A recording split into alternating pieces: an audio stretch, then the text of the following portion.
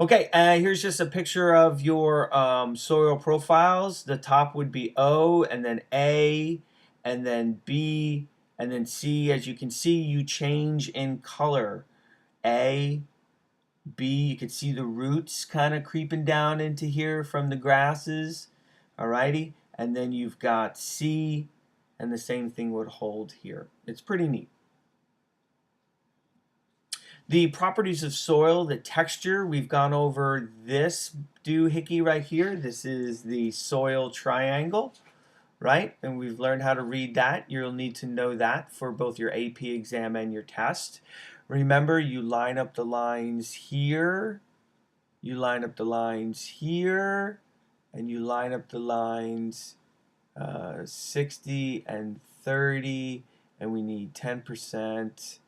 So you would wind up being right here. Okay, don't pay attention to that one. All right. In Florida, we basically have a loamy sand and a sandy loam. We're right around this area here, depending upon where we are in Florida. Loam is 40% sand, 40% silt, and 20% clay. And that is right here. You got your loam. It is very good for both growing crops. It is very good for development. It's the perfect soil.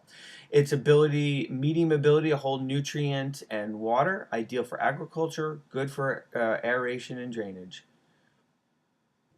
And then here you can see the particle sizes of sand, silt, and clay. Soil acidity, this is the solubility of certain nutrient minerals, varies with difference in pH. The optimal growth for plants is around 6 to 7, and we know that 7 is neutral. So they don't like it basic, and they don't like it too acidic below 6.0. We're going to do a lab in which we test for soil pH. So this is Florida, and this is our soil components. Remember, we are soil groups. We live in this particular area right here. Okay, so we are either, depending upon where we are, here's I-4 coming down, we are a mixture. We could be a potasoil, molly soil. We could also be a histosoil or an entasoil. I believe right where we are a molly soil. Okay, and that just means it's a type of mixture, just depending upon its consistency, how deep the horizons are. But you can see a variety of soils consist in just our state. The molly soil is primarily found in temperate, semi-arid grasslands, are very fertile soil. That's why we are able to grow things like citrus trees and whatnot, and strawberries. It possesses a thick, dark brown to black A horizon that is rich in humus, and most of the world's grain crops are grown in molly soil.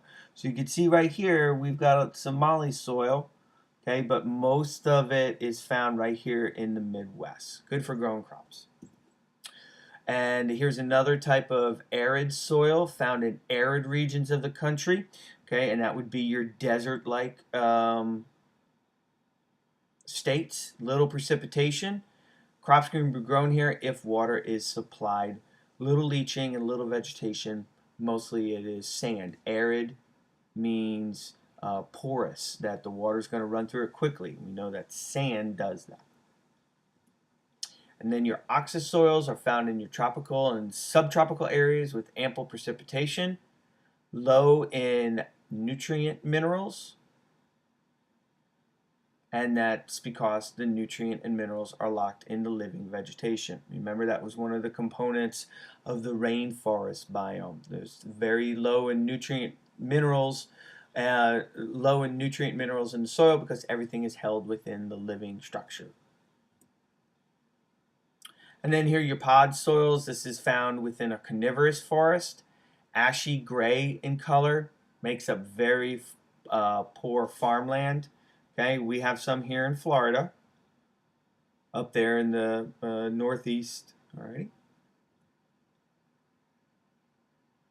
Here's another one, alpha soils.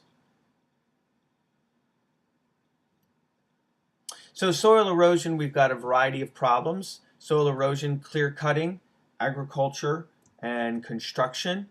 Remember, plants are essential for soil erosion. They help keep it in place. We went through an event called the American Dust Bowl, you'll need to know. This was severe wind and storms, extensive removal of native plants for farming and overgrazing. And because of that, much of the soil was blown away, lost, and was not able to be farmed on. The nutrient mineral depletion, removal of vegetation from the tropical rainforest. Soil problems in the U.S. right here because of droughts that's causing soil erosion.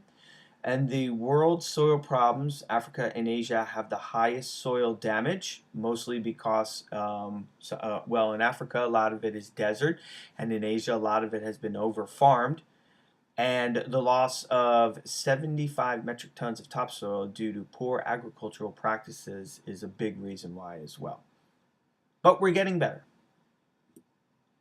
How do we conserve our soil? We do conservation tillage, rotate our crops, use organic fertilizers, not inorganic, contour plowing, strip cropping, and terrace. So let's break down what these all mean, okay? So conservation tillage is taking crops that are left over from the soil and using it to cover the soil, helping it stay in place while the new crops grow in order to maintain or reduce soil erosion. It's one of the fastest growing trends in U.S. agriculture, reduces soil erosion, and you have to use more herbicides, though, to control the weeds, okay? And also the thing with this is it makes the soil become a little compact. Conventional tillage removes all the vegetation from the land to plant the crops. So we want to go right here with conservation tillage. Now you say we need to use more herbicides, but you can use organic herbicides. We can also go with biopest control to help control the weeds. There's ways of getting around this concept here. It doesn't always have to be bad.